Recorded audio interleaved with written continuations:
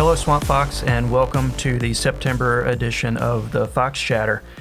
I'm Colonel Shaun Bowes, your new wing commander, and I've been coaxed into continuing this podcast. So thanks for all of your feedback. Without that, this may not have survived, but a lot of people have said they've appreciated hearing the podcast from Vito, and I endeavor to continue that as long as it's useful to you. On this episode of the podcast, we're going to focus on September drill and our preparations for October when we're going to do the Combat Readiness Inspection. So today we'll have retired Chief Master Sergeant Rob Wright, who is a member of the A staff, and he has been working diligently on trying to figure out the ACC Inspector General's intent for how this inspection should go so we can prepare ourselves to do as best as we can. We'll also bring in Staff Sgt. Mitch Dunkin from Intel, who will give us a quick overview of how we might find ourselves in this type of situation in the real world. Before we get too deep into this, I'm going to start off by just thanking Vito. He did a great job in his year as the wing commander, and he set us on a trajectory for success. So now it's just up to us to follow through with that and continue to work on improving all of the things that he and his team set in place. So if you see him around, make sure you give him a pat on the back and thank him. I also want to say thank you to everyone who helped with the change of command. It was hot, and we had to be creative to combine multiple changes of command into one. But we got through it. Everything looked great. So thanks for everyone that set things up, especially to maintenance. Went out of their way to get, on that weekend, 3 flagship jets into a hangar so that each commander could have their name revealed on it, which is a big deal considering we're still flying those jets as well. Also, we just wrapped up a visit from Congressman Joe Wilson, who was doing his annual bus tour through South Carolina and stopped by to see members of his district. Congressman Wilson and his staff really enjoyed being around McIntyre and getting to see the airmen and soldiers and look at the jets and helicopters. He also gave us a chance to provide him an update on our strategic priorities that we are trying to work with our congressional delegation. Those include $50 million for a markup in congressional funds to provide the simulators that would go into the simulator facility that's currently being built. From the Army side, we're trying to push advocacy for a Gray Eagle. A Gray Eagle is a small unmanned aerial vehicle that the Army would operate in conjunction with their Apache helicopters. We also highlighted a few military construction projects that we're looking to advance in the upcoming years. One of those being trying to get some attention applied to the hangar. Facility is in desperate need of work, and we're working hard to try to make that happen for all of our maintainers. We also had some pilots from the Colombian Air Force who came up to visit as part of a subject matter expert engagement and learning from each other's experiences and how we can operate better. So the crosstalk between the two is vitally important. As you know, the Colombians are our state partners as part of the state partnership program through the National Guard Bureau. And we're starting preparations for potentially participating in Relampago 2025, which would be a joint exercise with us and the Colombians down in Colombia. So the cohesive team that we can build from that is of great value to both of our nations. Also, the Foxtrot Warrior Run is taking place this Sunday, September 8th. Don't forget to sign up to run, jog, walk, or volunteer to support this event. Proceeds go to the Warm Heart Fund that the 1st Sergeant's Council uses to help airmen in times of need. You can find the link to register in the group feature of the 169th Fighter Wing app, so join that if you haven't already, or you can find details on any of the many flyers posted around base and sent out in an email. There is no flying planned on Sunday morning. That should help reach max participation across the wing. The Foxtrot Warrior Run is a fun and great event supporting a great cause, which is helping our Swamp Fox when they face a financial hardship. All right, so as we get prepared for the upcoming Combat Readiness Inspection, one of the important things to do is to highlight basically our mission, our vision, and my intent for the wing and where I see us going in the future. Our mission really hasn't changed. We're still the United States Air Force's leading edge combat capability, and our job is to present the most highly trained and lethal force when called upon to defend our state and our nation. Our vision is to organize, train, equip, and deploy mission-ready airmen to defend the homeland, defeat pure adversaries on a contested battlefield, and support civil emergencies. Our mission and vision really hasn't changed much from what we were already executing.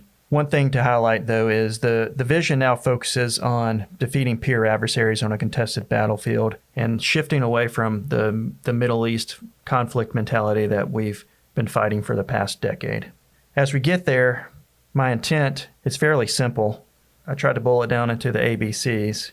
So A is always ready. We always need to be prepared to dynamically respond to any tasking or challenge. What that means is everybody needs to have all of their things taken care of, and they need to be prepared to deploy at a moment's notice. So anything you can do now to alleviate stress if we are called to action is beneficial. So people just need to have all of their basic training squares accomplished. You need your IMR done. You need to have your VRED accomplished and up to date. We're working on establishing a new training plan that will cover all of the ancillary training that you're used to doing, and we'll make that into a more efficient and effective process. All right, the next concept is being better than before. So continual improvements in all our tactics, techniques, and procedures. So historically, we've always done a great job, but if we stop there, we'll atrophy and we'll start to lose all of those skill sets that we have already built up. So if we continue to apply incremental improvements, then we'll make sure we're always pushing towards being better and becoming a more effective and lethal force. And as we do that, we need to be a cohesive team. So we're going to leverage our experience and relationships to maximize mission performance. As members of the Guard, we are the most experienced fighting force the U.S. military can offer. Many of you have been here for more than 20 years already. Many of you served multiple years on active duty, and we've been through all of the experiences of the past that we can utilize to help train up all of the younger generation that is showing up to McIntyre. And when we put all that together, if we work together, then we're going to be an unstoppable force. Nobody can get anywhere by themselves. Everybody has had a help from somebody along the way. So if we just work together as a team, we're obviously going to achieve much more than we are going to be able to individually. All right, so as we work our way into September drill, this is going to be a super drill focusing on IMR for the ops group and the maintenance group. So the mission support group and the medical group did theirs back in March. So now it's time for the ops group and maintenance group to get all of their medical squares and IMR tasks accomplished. While we're doing that, we're also going to work in anybody else that has immediate issues. So people going to Checkered Flag and Wessup and Tyndall, if they have things they need to get done before the deployment, they can be seen as well. This will also be the last drill we have before our upcoming inspection in October. So it's going to be very heavily focused on preparing for that inspection. You've heard the inspection called many different things. It was a midpoint, then it was a readiness evaluation, and now we finally settled on the ACC-IG's solution of this is a Combat Readiness Inspection, a CRI or a CRI, and it's also a Foundational Readiness Inspection or a FRI, and we'll hear more about that here shortly. These changes are largely due to the Secretary of the Air Force who just visited us last month. And he published 24 directives that are aimed at re-optimizing for great power competition. And what that really means is we have to be ready for a large-scale peer adversary type of fight. And in order to do that, we need to be able to present our forces as quickly and as efficiently as possible. And what ACC is going to do now is come in and inspect us to ensure that what we are telling them is actual truth data. So if we've been telling them that we're mission ready, they are now going to come watch us provide an exercise that demonstrates that we are mission ready. And the only way we can do that is by challenging ourselves all the way up to the point of near failure. So we're not going to know where the limit is unless we get to the point of failure, and then we know that that is exactly what we are capable of. And ACC will take that information back and they'll report it up the chain. So out of this inspection, we're hoping the IAG comes back with a grade of ready yes, which indicates that we are mission ready to deploy our forces as we have been reporting. All right, so in order for us to do that, we're going to have a sprint for the next 50-ish days. So I need everybody to come with a good attitude. It's going to be challenging.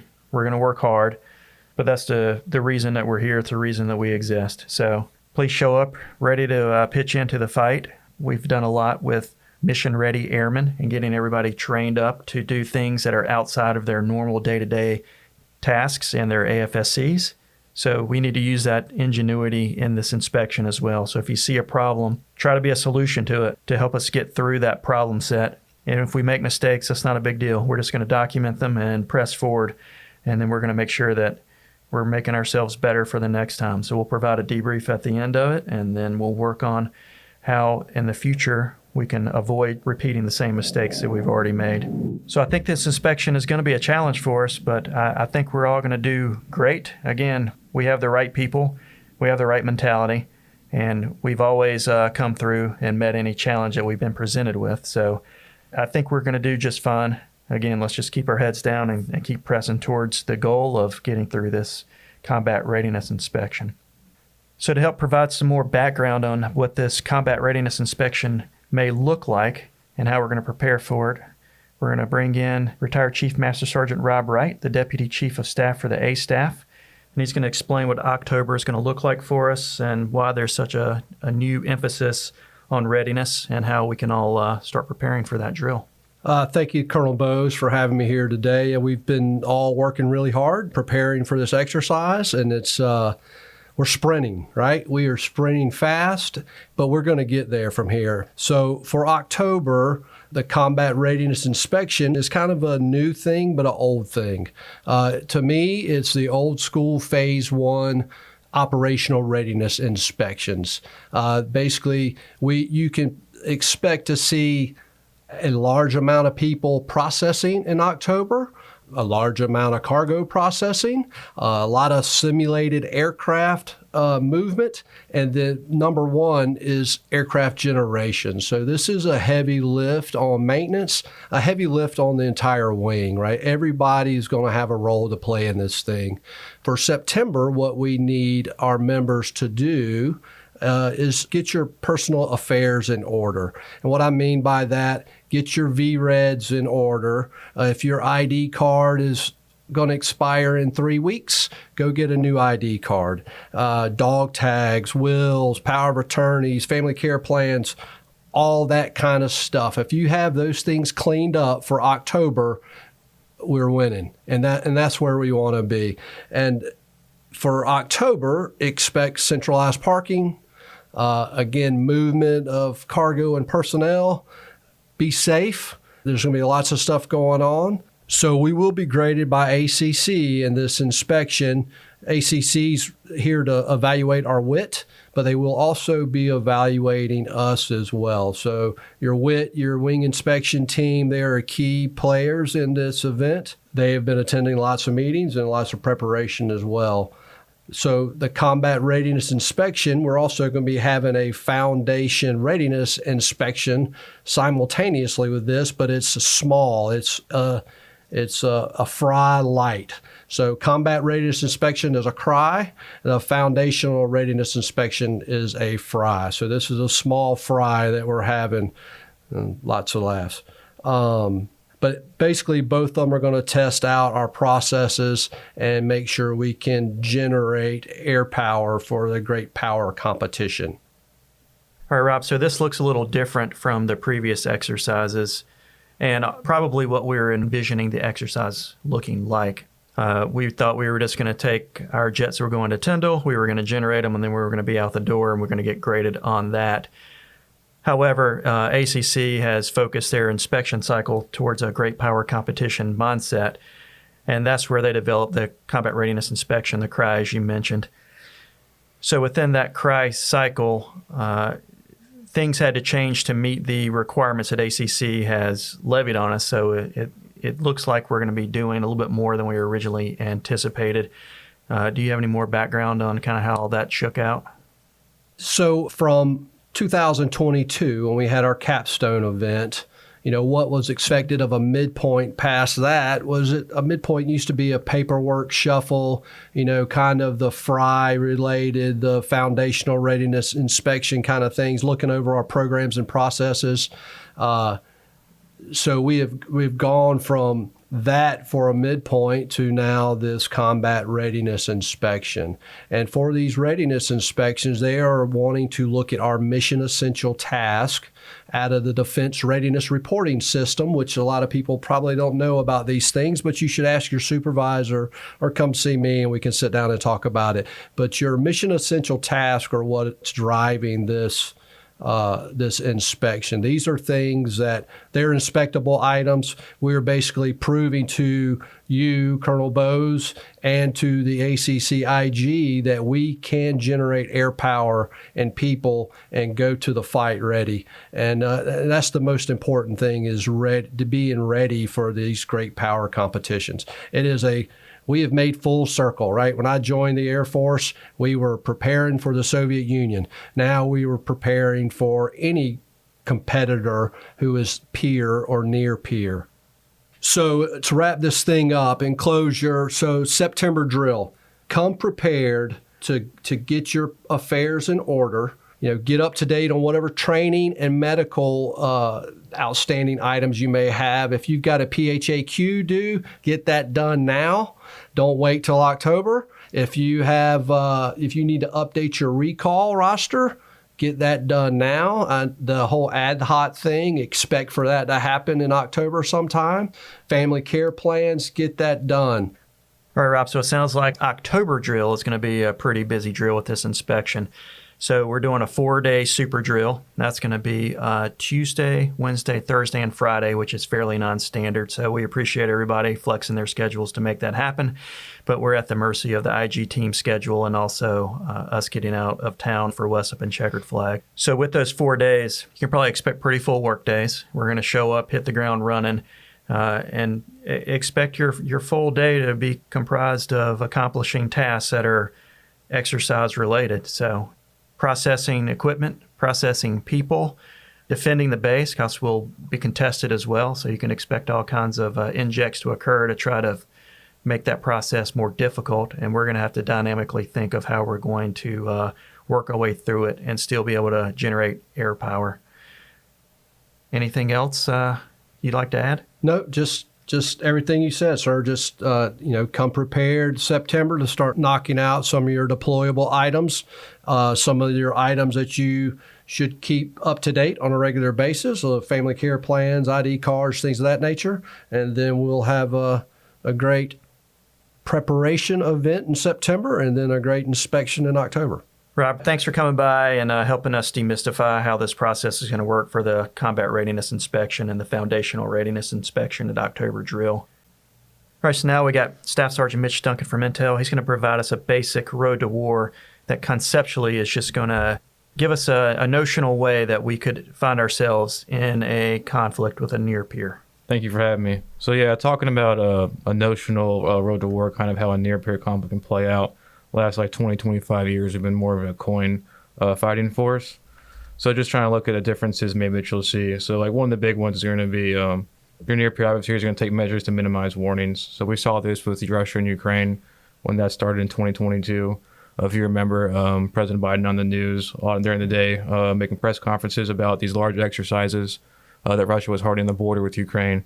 That was one way of them to minimize warning. So that's something we'll define as an ambiguous warning, something that could be leading towards a conflict, or it could just be, like they've said, an exercise. We saw in 2022 where that turned out to be a war, an invasion from Russia to Ukraine. But you also have unambiguous warnings, something like disrupting the civilian sector in a large way. That's a pretty ambiguous warning that near peer adversary is going to seriously do something. Also talking about, since it's a mission generation exercise, the effects really start in the homeland as well, not just when you get out there. So General Hyten, who's a former vice chairman of the Joint Chief of Staff, he described a blue team in war games with near-peer adversaries losing access to its networks almost immediately upon the fight. So as soon as that strategic warning is being made, you're going to see a network loss. You're also going to have the modern military munition burn rate. So thinking about when you're going overseas to these deployments, if you look at Ukraine, Russia is a good example again, the amount of munitions they're going through and the amount of strategic airlift you would need in order to get out there and refill your ammunition. When looking at the homeland again, strikes against U.S. bases are big things you'll see in the movies, stuff like that. That's not something that you're really going to be focused on. Yes, that's possible, but you're more, due to the geography of the U.S., though, it's not a big of a worry. You're also going to see limited soft incursions to infiltrate and attack like high-value targets or domestic uprisings, things like that. You might also see, we will see a lot of economic information and diplomatic measures to isolate the U.S. So your near peer is going to take these measures in order to isolate the U.S. from its allies and to drive morale of the U.S. and people internationally to not intervene in whatever the near peer adversaries are attempting to do. And that's mostly what I had. I ran through that kind of fast. I'm sorry. Mitch, thanks for the intelligence perspective on how we could find ourselves in a situation where we need to deploy our wing for a near-peer type of conflict. Thank you for having me, sir. This exercise is going to be a big lift. We're going to use our experience and our athleticism to power through these. We're going to get a good score on our inspection, and then we're going to turn around and we're going to send the jets down to Tyndall Air Force Base for checkered flag and WESP. With October being a super drill for the inspection, there won't be a drill in November.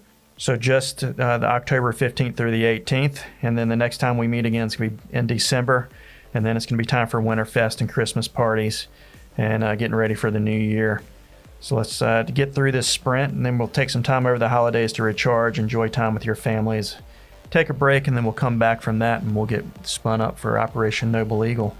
And that'll wrap up my first edition of the Fox Chatter podcast.